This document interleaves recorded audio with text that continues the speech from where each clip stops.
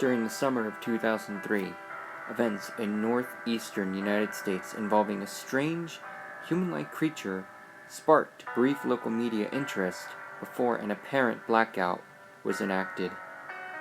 Little or no information was left intact, as most online and written accounts of the creature were mysteriously destroyed under unknown circumstances.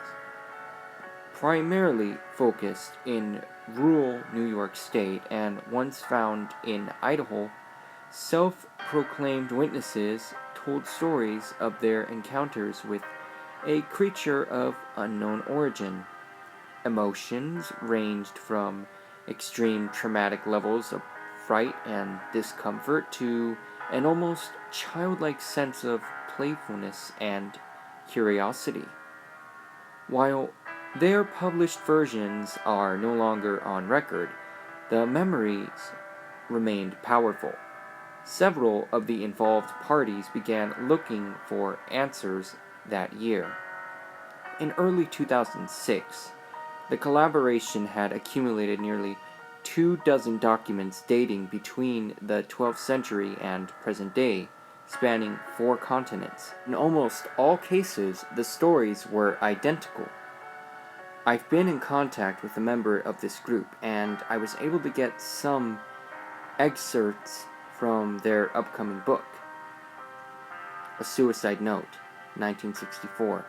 As I prepare to take my life, I feel necessary to assuage any guilt or pain I have introduced through this act.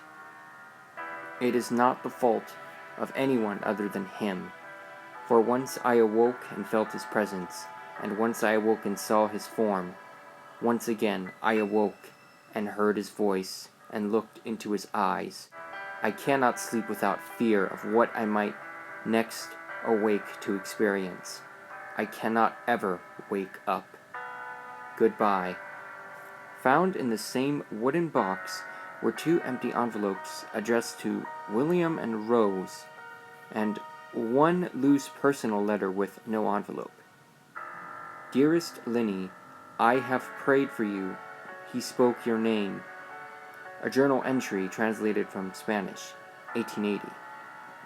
I have experienced the greatest terror. I have experienced the greatest terror. I have experienced the greatest terror. I see his eyes when I close mine. They are hollow, black. They saw me and pierced me. His wet hand, I will not sleep. His voice, unintelligible text. A Mariner's Log, 1691. He came to me in my sleep. From the foot of my bed, I felt a sensation. He took everything. We must return to England. We shall not return here again, at the request of the Rake. From a witness, 2006. 3 years ago, I had just returned from a trip from Niagara Falls with my family for the 4th of July. We were all very exhausted after a long day of driving, so my husband and I put the kids right to bed and called it a night. At about 4 a.m., I woke up thinking my husband had gotten up to use the restroom. I used the moment to steal back the sheets, only to wake him in the process. I apologized and told him I thought he got out of bed.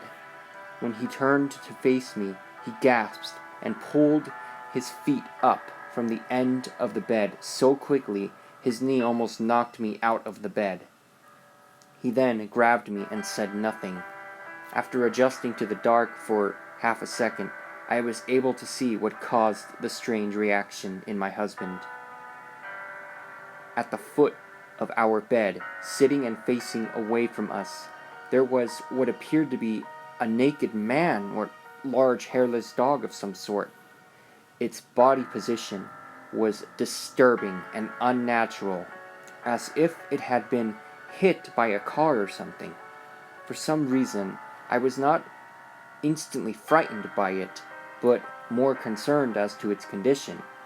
At this point, I was somewhat under the assumption that we were supposed to help him. My husband was peering over his arm and knee, tucked into the fetal position, occasionally glancing at me before returning to the creature. In a flurry of motion, the creature scrambled around the side of the bed, and then crawled quickly in a flailing sort of motion right along the bed until it was less than a foot from my husband's face. The creature was completely silent for about 30 seconds, or probably close to 5. It seemed like a while. Just looking at my husband. The creature then placed its hand on his knee and ran into the hallway, leading to the kids' room. I screamed and ran for the light switch, planning to stop him before he hurt my children. When I got to the hallway, the light from the bedroom was enough to see it. Crouching and hunched over about 20 feet away, he turned around and looked directly at me, covered in blood. I flipped the switch on the wall and saw my daughter Clara. The creature ran downstairs while my husband and I rushed to help our daughter. She was very badly injured and spoke only once in her short life. She said, "He is the Rake." My husband drove his car into a lake that night while rushing our daughter to the hospital. They did not survive. Being a small town, news got around pretty quickly. The police were helpful at first, and the local newspaper took a lot of interest as well. However, the story was never published, and the local television news never followed up either. For several months, my son Justin and I stayed in a hotel near my parents' house. After we decided to return home, I began looking for answers myself. I eventually located a man in the next town over who had a similar story. We got in contact and began talking about our experiences. He knew of 2 other people in New York who had seen this creature before, and they called it the Rake. It took 4 of us about 2 solid years of hunting on the internet and writing letters to come up with a small collection of what we believed to be accounts of the Rake. None of them gave any details, history, or follow-up. One journal had an entry involving the creature in its first 3 pages, and never mentioned it again.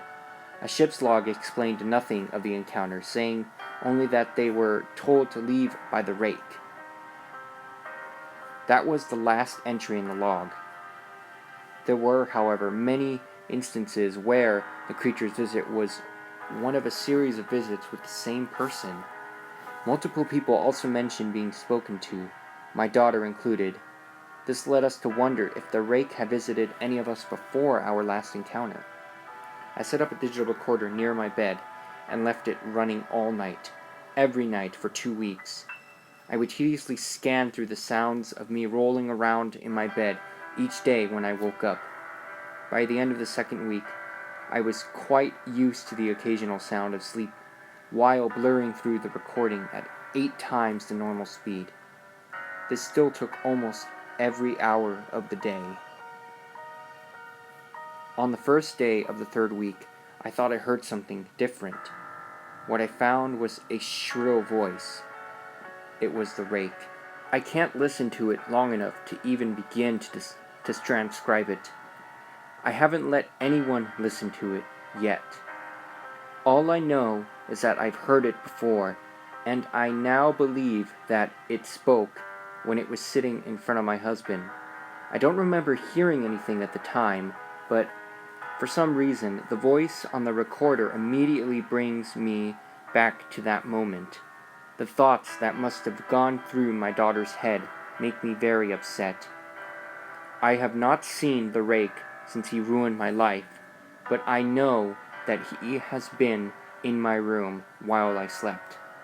I know and fear that one night I'll wake up to see him staring at me. Videos concerning the Rake. In the summer of 2011, an amateur filmmaker created a horror film based loosely on the Rake.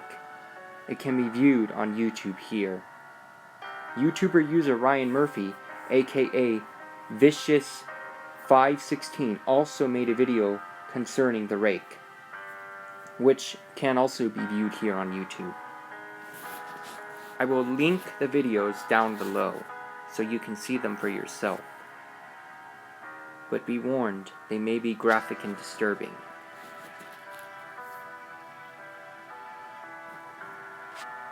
And I do not know if I want to see them.